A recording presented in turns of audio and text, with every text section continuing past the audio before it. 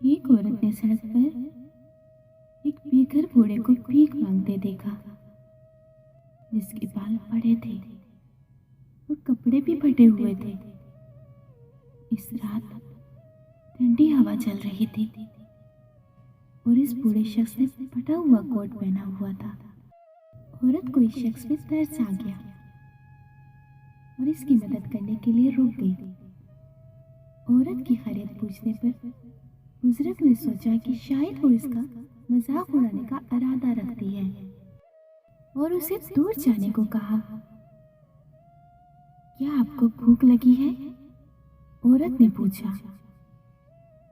बुजुर्ग ने हाँ में जवाब दिया। जैसे ही दोनों करीब ही मौजूद होटल में दाखिल होने लगे, वहां के मैनेजर ने उन्हें दाखिले से रोक दिया और कहा, यहाँ बेघर अपराध का दाखिला मना है। बूढ़ा शख्स, जो इस रवैये का आदी था, मायूस होकर वापस जाने लगा। इतने में उस औरत ने मैनेजर से सवाल किया, क्या आप इस बैंक स्टाफ से वाकिफ हैं जो इस सड़क के किनारे पे मौजूद है? हाँ, वो तो हर हफ्ते हमारे रेस्टोरेंट में खाना खाने और मीटिंग के लिए आते हैं, मैनेजर ने जवाब दिया। औरत बोली, आप लोग तो फिर उनसे काफी अच्छा मुनाफा कमा लेते होंगे। मैनेजर ने तलखी से जवाब दिया। आप क्यों पूछ रही हैं ये सब? मैं इस बैंक की सीए हूँ, औरत ने जवाब दिया। मैनेजर ने एक लफ्ज भी मुंह से निकाले बगैर उनको अंदर आने को कहा।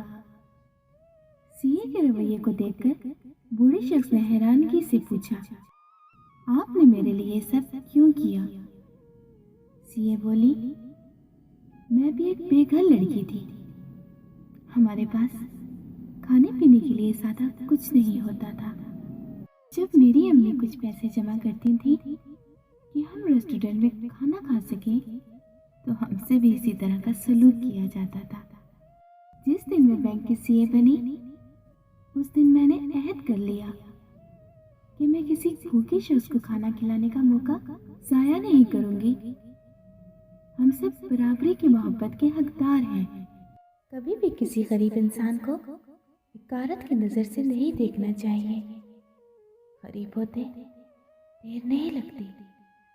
अल्लाह पाक किसी को दे के आजमाते हैं और किसी से लेके। करो मेहरबानी तुम अहले समी पे, खुदा मेहरबान होगा अर्शे बरी पर।